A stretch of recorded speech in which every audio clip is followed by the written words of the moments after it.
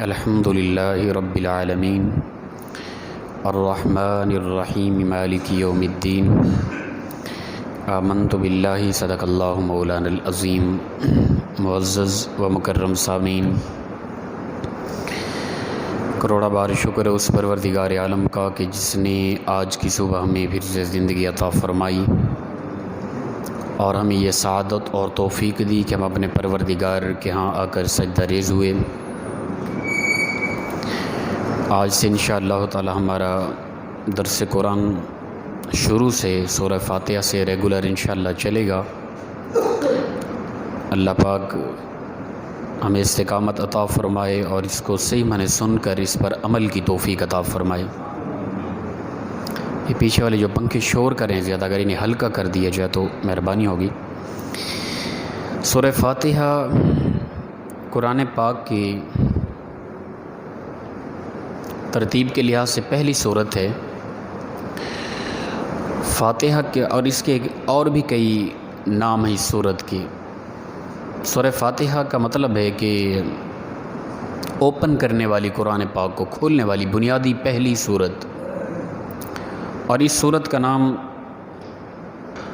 ام الکتاب، ام القرآن بھی ہے، یعنی کتاب کی اصل، یہ کتاب کی ماں، کتاب کا ماخذ، پورے قرآن کا نچوڑ، اور یقیناً یہ پورے قرآن کا نچوڑ ہے۔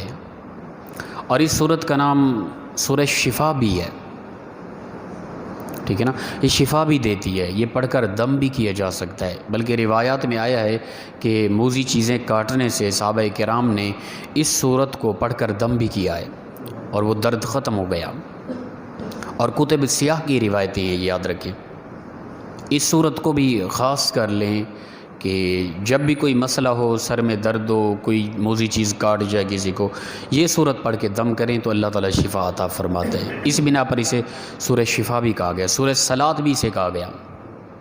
کئی نام ہے صلاۃ کا معنی یعنی دعا، دراصل یہ سورت دعا ہے، اور یہ سورت نماز کے لیے لازمی ہے، واجب ہے نماز میں۔ نماز کے اندر نہیں پڑھیں گے تو نماز نہیں ہوگی، یہ لازم واجب ہے۔ بلکہ اس میں مقتدی کے لیے تو تنہا کے متعلق بات ہو رہی ہے، مقتدی کے لیے ائمہ کا اختلاف ہے، اس کے اندر 3 رائے ہیں مختلف۔ امام کے پیچھے کھڑا انسان کیا وہ قرات کرے گا یا نہیں، اس پہ 3 رائے ہیں، یعنی ائمہ کی، امام اعظم ابو حنیفہ، امام شافعی، امام مالک، مختلف آراء ہے۔ امام اعظم ابو حنیفہ کے نزدیک، یعنی احناف کے نزدیک یہ ہے کہ مقتدی کے لیے امام کی قرات کافی ہے، وہ بالکل نہیں پڑھے گا، وہ چاہے سرن یا جہرن، جس حالت میں بھی امام صاحب قرات کریں نا، مقتدی خاموش رہے گا، یہ احناف کے نزدیک ہے۔ وہ چاہے ظہر عصر کی یا مغرب عشاء اور صبح کی نماز ہے، قرات بلند ہو رہی ہے یا سلو ہو رہی ہے، احناف کے نزدیک یہ ہے کہ وہ خاموش رہے گا مقتدی۔ کیوں؟ اس لیے کہ امام کی قرات مقتدی کے لیے کافی ہے، یہ بھی حدیث پاک کے الفاظ ہیں۔ اور امام مالک کے نزدیک، امام شافعی کے نزدیک اس کے بالکل برعکس ہے، آپ فرماتے ہیں کہ نہیں، ہر حالت میں مقتدی پیچھے قرات کرے گا، وہ چاہے سری طور پہ ہے یا جہری طور پہ، امام صاحب بلند آواز میں، یعنی مغرب عشاء اور صبح کی نماز ہے یا ظہر اور عصر کی نماز ہے، ہر نماز میں مقتدی پر لازم ہے کہ وہ یعنی قرات کرے گا۔ اور امام مالک وہ ان دونوں کے درمیان ان کی رائے ہے، وہ فرماتے ہیں کہ جو سری قراتیں ہیں، یعنی امام صاحب خاموشی سے ایسا پڑھ رہے ہیں، یعنی ظہر اور عصر کی نمازیں، ان کے اندر مقتدی قرات کرے گا۔ اور جو مغرب اور عشاء اور صبح کی نماز ہے، امام صاحب بلند پڑھ رہے ہیں، تو اس وقت قرآن پاک سننا لازم ہے۔ وَإِذَا قُرِئَ الْقُرْآنُ فَاسْتَمِعُوا لَهُ وَأَنصِتُوا لَعَلَّكُمْ تُرْحَمُونَ، جب بھی قرآن پاک پڑھا جائے خاموشی کے ساتھ کان لگا کر سنو تاکہ تم پر رحم کیا جائے۔ قرآن پاک سننا اس وقت واجب ہے، تو لہٰذا ظہر اور عصر یعنی ایسی نمازیں جن کے اندر سلو قرات کی جاتی ہے، وہاں مقتدی قرات کرے گا، یہ امام مالک کا نظریہ۔ اور جہاں بلند آواز سے امام صاحب پڑھ رہے ہیں، وہاں مقتدی خاموش ہو کے اس کی قرات کو سنے گا، یہ بہترین نظریہ ہے۔ اور باقی جو جس امام کی تقلید کر رہا ہے، وہ اسی امام کی تقلید کرتے ہوئے انہی روایات پہ عمل کرے گا جو امام اسے حکم دے رہا ہے۔ یہ روایتیں ساری موجود ہیں، کوئی پیچھے کر رہا ہے قرات، اسے سختی سے منع نہیں کریں گے، وہ کس امام کا مقلد ہے؟ وہ اس امام کی ان احادیث مبارکہ سے امام کی تقلید کرتے ہوئے ان روایت پہ عمل کر رہا ہے، ٹھیک ہے۔ کوئی پیچھے کر رہا ہے اس پر ہم سختی نہیں کر سکتے، کوئی نہیں کر رہا تو وہ ٹھیک ہے، امام اعظم ابو حنیفہ کے تقلید کرتے ہوئے وہ ان روایات کو لے رہا ہے۔ تو یہ سورۃ فاتحہ یہ قرآن پاک کو کھولنے والی بنیادی اور قرآن کا ماخذ ہے۔ اس سورت کی اکثر تلاوت کی جانی چاہیے، اور اس کو صلاۃ یعنی دعا، یہ دعا ہے اور بہترین دعا ہے، اسے اکثر پڑھا جائے۔ فرمایا الحمدللہ رب العالمین، دعا کی ابتدا اللہ کی حمد سے ہوئی، یعنی حمد کا مطلب ہوتا ہے شکر، اللہ کا شکر ادا کرنا۔ جب بھی اللہ کی ہاں کچھ مانگے نا، پہلے اس کی نعمتوں کا شکر ادا کریں، ٹھیک ہے نا۔ اس نے ہمیں انسان بنایا، وہ کسی بھی مخلوق میں پیدا کر سکتا تھا۔ اس نے ہمیں پھر مسلمان بنایا، وہ کسی بھی مذہب میں پیدا کر سکتا تھا۔ اس نے پھر ہمیں اپنے محبوب کی امت میں پیدا کیا، وہ کسی بھی پچھلے نبی کی امتوں میں پیدا ہمیں کر سکتا تھا۔ پھر اس نے ہمیں بہترین ایمان والا بنایا۔ مسلمان اس امت میں شرابی، زانی، بد کردار، سود خور ہوتے، بے نمازی ہوتے، تو یہ اس کی ساری نعمتیں، ان کو مد نظر رکھ کے جب بھی دعا مانگیں پہلے اس کی حمد کریں۔ حمد کا مطلب شکر کریں۔ اللہ نے یہ طریقہ بتایا کہ اے میرے بندو، جب بھی مجھ سے مانگو نا، سب سے پہلے میری حمد کرو، میرا شکر ادا کرو کہ میں نے تمہیں اشرف المخلوقات، بہترین مخلوق بنایا، اور مسلمانوں میں اپنی محبوب کی امت میں بہترین آدمی، 5 وقت کا نمازی، اچھے انسان بنایا۔ تو دعا کی ابتدا الحمدللہ، تمام تعریفیں اللہ کے لیے، یعنی یہ اس کا شکر ادا کیے جا رہا ہے۔ رب العالمین، جو تمام جہانوں کا پالنے والا ہے، وہی پرورش دینے والا ہے، وہی خالق و مالک ہے، اس کے علاوہ کوئی بھی رزق دینے والا قطعاً نہیں ہے، یاد رکھیں۔ ہر مخلوق اس کی محتاج ہے، وہ کسی کا محتاج نہیں ہے۔ ہر ایک کو اس کی طرف متوجہ ہونا ہے، اسے کسی کی ضرورت نہیں ہے، ہر کسی کو اس کی ضرورت ہے۔ وہ جسے چاہے رزق بڑھا دے، جسے چاہے رزق کسی کا کم کر دے، وہ خالق و مالک ہے، اسی کے ہاتھ میں سب کچھ ہے۔ تو تمام تعریفیں اللہ کے لیے۔ جو بھی کسی کی تعریف ہو رہی ہے فردن فردن، ایک ایک چیز کی تعریف، دراصل وہ تعریف اللہ کی ہے۔ اس لیے کہ ہم کسی مخلوق کی تعریف کریں نا، اس مخلوق کا خالق کون ہے؟ اللہ۔ کسی کے حسن کی تعریف کر رہے ہیں، اسے حسن کس نے دیا؟ اللہ نے، تو یہ دراصل اللہ کی تعریف ہے۔ کسی عمارت کی خوبصورتی کی تعریف کر رہے ہیں، تو وہ عمارت بنانے والا کون ہے؟ اگر وہ انسان ہے، عقل اس انسان کو کس نے دی؟ اللہ نے۔ تو جب بھی ہم کوئی بھی کسی طرح کی تعریف کریں گے نا، دراصل وہ تعریف اللہ کی ہوگی۔ اسی لیے فرمایا الحمدللہ، تمام تعریفیں اللہ کے لیے ہیں۔ رب العالمین، جو تمام جہانوں کا پالنے والا ہے، وہی ہر کسی کو رزق، وہ تحت الثری سے نیچے نہ دکھنے والا کیڑا ہے، اسے بھی روزی وہی دے رہا ہے۔ کائنات کا سب سے امیر ترین آدمی ہے، اسے بھی رزق وہی دے رہا ہے۔ یہ سب کچھ اسی کے ہاتھ میں، اس کے علاوہ رازق کوئی بھی نہیں ہے۔ رزق دینے والی اللہ کی ذات ہے۔ الرحمن الرحیم، رحمان ہے، رحیم ہے، بہت مہربان، شفقت کرنے والا ہے، بندوں پر بہت مہربان ہے۔ وہ کس طرح، ہم ہر بندہ اپنے اپنے گریبان میں جھانک کے دیکھے کہ ہمارا انداز زندگی کیسا ہے، ہم کس طرح جی رہے ہیں۔ اس نے جو کہا تھا کہ اسی کے مطابق ہماری زندگی ہے؟ بالکل نہیں ہے۔ وہ پھر بھی ہمیں رزق بھی دے رہا ہے، ہوائیں فضائیں بھی چل رہی ہیں، چاند سورج ستاروں کی روشنی بھی مدھم نہیں ہوئی، اور رات دن بھی نہیں بدلے، قیامت بھی نہ برپا ہوئی، ہم زمین میں بھی نہیں دن سے گئے، کوئی پتھروں کی آگ کی بارش بھی نہیں برس رہی۔ وہ اتنا مہربان ہے، وہ پھر بھی وقت دے رہا ہے، مہلت دے رہا ہے، انسان کو چھوڑ رہا ہے کہ انسان تجھے وقت ہے، تو کبھی تو سمجھ جائے گا۔ یا ایھا الانسان ما غرک بربک الکریم، اے انسان تجھے کس چیز نے تیرے رب کریم کے بارے تمہیں دھوکے میں ڈالا؟ وہ اس قدر مہربان ہے، وہ شفیق ہے، وہ معاف کرتا ہے، وہ اپنے بندے کے معاملات کو درگزر کرتا ہے۔ اللہ اکبر۔ الرحمن الرحیم، یہ دو ایک ہی طرح کے سیکھے ہیں، یہ یعنی ایک ہی مصدر سے مشتق ہیں دونوں۔ اس کے اندر مبالغہ پایا جا رہا ہے، یعنی بہت مہربان ہے، کمال مہربان ہے وہ۔ اور یہ لفظ جدا جدا، الرحمن اور الرحیم۔ الرحمن لفظ جو ہے نا، یہ کائنات کے اندر ہر کسی کے لیے ہے، وہ چاہے مسلم ہے غیر مسلم ہے، وہ خدا کو مانتا ہے نہیں مانتا یا اس کے ساتھ شرک کرتا ہے، اس کے ساتھ بھی وہ مہربان ہے، اسے روزی بھی دے رہا ہے، اس کی سانس بھی چل رہی ہے، وہ خوشحال بھی ہے، اس کے پاس کروڑوں نعمتیں بھی ہیں اس بندے کے پاس، حالانکہ وہ خدا کے ساتھ شرک کر رہا ہے۔ اس کے رحمان صفت جو ہے، یہ رحمان والی رحمت اس پر بھی برس رہی ہے۔ پر جو لفظ رحیم ہے، یہ محض قیامت کے دن وہ خاص اپنے بندو جس نے اس کے ساتھ شرک کیا، جو اس کے احکام سے دور رہا، اس کے لیے نہیں ہوگی۔ یہ اس کے خاص بندوں کے لیے پھر لفظ رحیم والا وصف اس کی رحمت اس بندے پر برسے گی جو مومن تھا، مسلمان تھا۔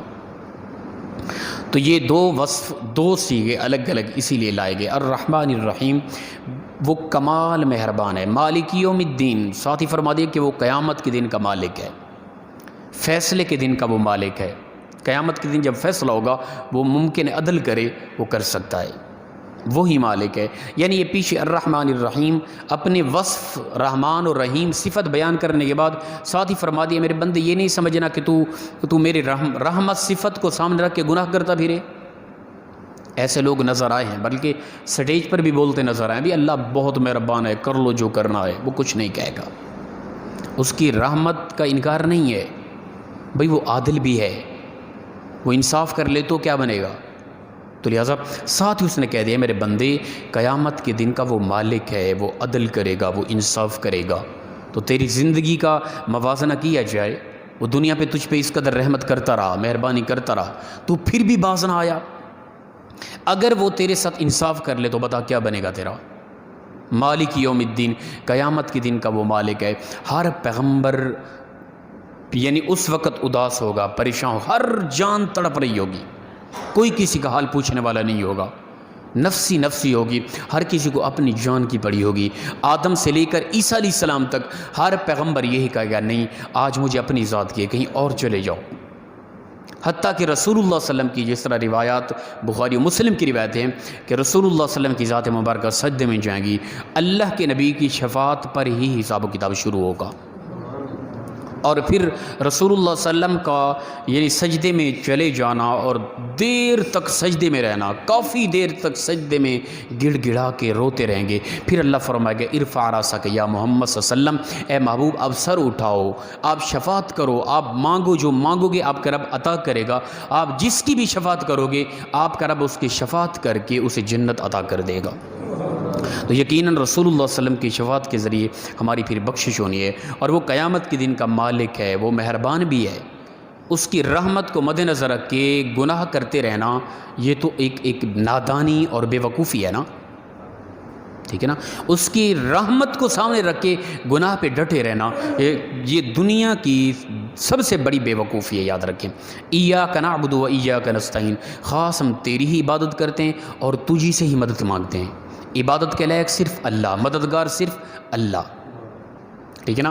نہ اللہ کے علاوہ کسی کی عبادت ہے، نہ اللہ کے علاوہ ما فوق الاسباب ما فوق الاسباب کسی سے مدد ہے۔ مددگار بھی وہی ہے، عبادت کے لائق بھی وہی ہے۔ کائنات کے اندر کوئی عبادت کے لائق نہیں، کائنات کے اندر کوئی کسی کا مددگار نہیں ہے۔ یہ ایک الگ چیز ہے کہ وہ اپنے فرشتوں کے ذریعے، وہ اپنے بندوں کے ذریعے مدد کرے، اس سے ہم مدد مانگیں گے، وہ ممکن ہے کن کہہ کے ہماری مدد کر دے، وہ ممکن ہے جبرائیل کے ذریعے ہماری مدد کر دے، وہ ممکن ہے کسی اپنے خاص بندے ولی کے ذریعے مدد کر دے، یہ ممکنات میں سے ہے۔ باقی یہ جو ہمارے ہاں تصور پایا جاتا ہے نا کہ بس جو بندہ دنیا میں کوئی تسبیح کرتا تھا یا کچھ نیک آدمی تھا، مرنے کے بعد لگتا ہے کہ اس کی ذمہ داری ڈپٹی لگی ہے، بس تو نے مدد کرنی ہے لوگوں کی غیبانہ، ایک تصور پایا جاتا ہے ہمارے ہاں۔ مرنے کے بعد ہمارے ہاں عوام الناس میں ایسے لوگ بھی پائے جاتے ہیں جو مزاروں پہ جا کے ہی مانگنا، ہمارا یہ نظریہ نہیں ہے، ہم وسیلے کے قائل ہیں، ٹھیک ہے نا۔ اللہ کے ولیوں کا وسیلہ پیش کریں، درباروں پہ جا کے، مزارات پہ جا کے، وہاں جا کے فاتحہ پڑھیں، وہاں اللہ کے یہاں وسیلہ پیش کریں، پروردگار یہ تیرے خاص بندے ہیں، ان کے ذریعے تو ہم پر مہربانی فرما۔ اور یقیناً مزارات اولیاء اللہ کی رحمت برستی ہے، وہ اللہ کے خاص بندے ہیں، اور ہم سمجھتے ہیں کہ وفات کے فوراً بعد ان کی ایک ڈپٹی لگ جاتی ہے، بس وہ جہاں کہیں انہیں پکارتے رہیں وہ تمہاری مدد کر، کوئی ذمہ داری کسی کی ڈپٹی نہیں، یاد رکھیں۔ یہ تو ڈپٹی جبرائیل کی بھی نہیں ہے جو میدان بدر میں بھی اترا، قرآن پاک واضح کہہ رہا ہے کہ فرشتے نازل ہوئے تھے مدد کے لیے، ہم تو فرشتوں کی بھی مدد کے لیے اس طرح نہیں پکار سکتے. ہاں اب پکارنے سے یہ نہیں کہ شرک ہو جائے گا. دوسری طرف سے بھی عجیب طرح کے معاملات بھی، جو کسی کو کسی لحاظ سے پکار رہا ہے وہ مشرک ہو گیا، ایسا بھی نہیں ہے. اور ایسا بھی نہیں ہے کہ ہم خدا کی ذات کی طرف اتنا متوجہ نہ ہوں، بقیہ معاملات کی طرف متوجہ ہو کہ فلاں فلاں کو پکارتے رہیں، ایسا بھی نہیں ہے. وسیلہ پیش کریں بزرگوں کا. باقی کوئی کسی ولی کی وفات کے بعد وہ ولی اس معاملے میں تعینات نہیں کر دیا جاتا کہ تو نے اب ہر میرے بندے پکارنے والے کی یعنی مدد پر پہنچنا ہے روحانی طور پہ، ایسا بھی نہیں ہے. ہاں وہ کر دیں اللہ کی عطا سے، یہ ممکن ہے. غیبانہ مافوق الاسباب اللہ کا کوئی ولی وفات کے بعد روحانی طور پہ اللہ کی عطا کردہ طاقت سے کسی کی مدد کر دے، یہ اللہ کی طاقت ہے. دراصل یہ اللہ کی مدد ہے، اللہ کے اذن سے، اللہ کے حکم سے وہ کر رہا ہے. یہ ممکنہ صورت ہے. اہدنا الصراط المستقیم، یہ تبصرہ کریں. یہ بات ویسے تحقیق طلب موضوع ہے، لمبی بات ہے، پھر کبھی وقت ہو. اہدنا الصراط المستقیم، ہمیں سیدھی راستے پر چلا، راہ راست پہ ہمیں چلا، سیدھا راستہ جو ہے اس راستے پہ چلا. وہ کون سا راستہ ہے؟ وہ راستہ صراط الذین انعمت علیہم، راستہ ان لوگوں کا جن لوگوں پر تو نے انعام کیا ہے.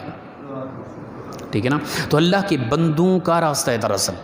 ٹھیک ہے، وہ کون ہیں؟ وہ انبیاء ہیں، وہ صدیقین ہیں، وہ شہداء ہیں، وہ صالحین ہیں، بڑے لوگ ہیں، نیک لوگ ہیں. انہی کے راستے کو دیکھ کر ہم نے راستہ اپنانا ہے شریعت کا. اگر ان کے علاوہ کسی کے، غیر المغضوب علیہم ولا الضالین، نہ کہ ان لوگوں کا جن پر تیرا غضب ہوا اور جو گمراہ ہو گئے، ان کے راستے سے بچنا ہے. ہم نے دیکھنا ہے کہ قرآن اور حدیث کون سا راستہ بتا رہا ہے. انبیاء، صدیقین، شہداء، صالحین کن راستے پر چلتے رہے، انہی راستوں پہ چلنا ہے. آج اگر کوئی نام نہاد اٹھ کھڑا ہو اور وہ اپنے آپ کو ایک ولی ظاہر کرتا ہے اور وہ کہتا ہے کہ میں شریعت کا پاسدار ہوں، اس کی ظاہری شکل صورت ہی ہم دیکھ لیں پہلے، وہ کس حیثیت کا ہے، کہ اس کی ظاہری اوڑھنا بھی چونا، اس کا لبادہ، اس کی شکل و صورت اللہ کے نبی صحابہ کے ساتھ ملتی ہے یا نہیں. اگر وہ اس کے بالکل برعکس ہے، جس کا ظاہراً شریعت کے مطابق نہیں ہے، وہ باطناً شریعت کے مطابق ہوگا کیا؟ ہم سمجھتے نہیں یہ پہنچی ہوئی ہستی ہیں بہت بڑی، اگرچہ ان کی داڑھی نہیں ہے، اگرچہ نماز نہیں پڑھتے، اگرچہ انہیں شریعت کے ایک مسئلے کا بھی پتہ نہیں، پہنچی ہستی ہے. کہاں پہنچی ہستی ہے یار؟ جس کا ظاہری شکل و صورت شریعت کے بالکل خلاف ہے، جسے دین کی ایک بات کا پتہ نہیں ہے، جسے نماز کے مسائل کا پتہ نہیں ہے، جو قرآن اور حدیث سے دور ہے، جسے سورہ فاتحہ کا ترجمہ نہیں آتا، کہاں پہنچی ہستی ہے؟ پتہ نہیں یار، کہاں پہنچا دی ہم لوگوں نے. تو خدا کے لیے یہ وہ لوگ ہیں جن پر اللہ کا غضب ہوا ہے، اور یہ دعا مانگنے کا طریقہ اللہ نے بتایا کہ ایسے لوگوں کے متعلق دعا کرو، ان لوگوں کا راستہ مانگو جن پر اللہ کی رحمت ہوئی. ٹھیک ہے نا؟ جن پر اللہ کا انعام ہوا. اور ایسے لوگوں کے راستے سے بچو جو گمراہ ہوئے، جن پر اللہ کا غضب ہوا. اور وہ لوگ ہم ان آنکھوں کے ذریعے بھی پہچان سکتے ہیں کہ کون لوگ کن راہوں پر چل رہے ہیں، کن کی ظاہری شکل و صورت کس طرح کی ہے.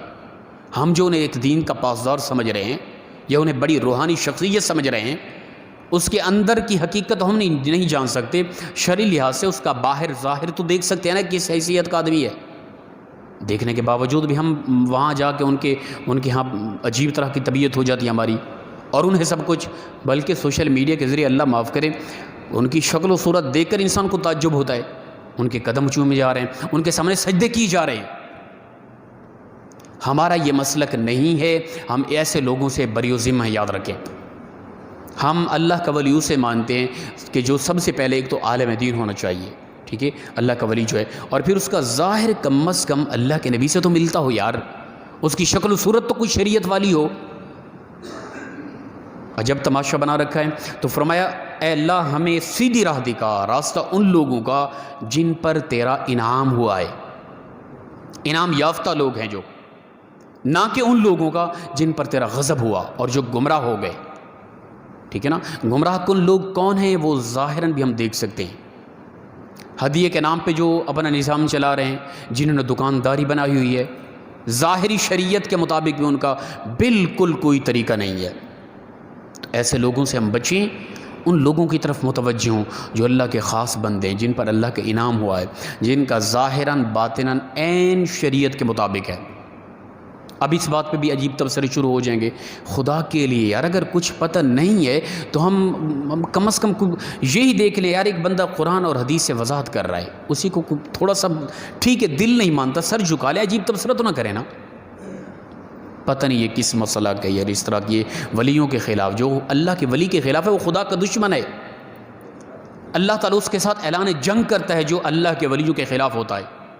ہم کروڑ بار لعنت کرتے ہیں ان لوگوں پہ جو اللہ کے ولیوں کے خلاف ہے، پر کوئی ولی تو ہو، ہر وغیرہ وغیرہ اینٹ اٹھائیں نیچے آپ کو یہ نام نہاد پیر طبقہ نظر آئے گا گلی گلی میں، تو کیا ہر ایک کی تعریف ہم ممبر رسول پر بیٹھ کر شروع کر دیں؟ اس کا ظاہر ہی دیکھ لیں یار وہ کس حیثیت کا آدمی ہے۔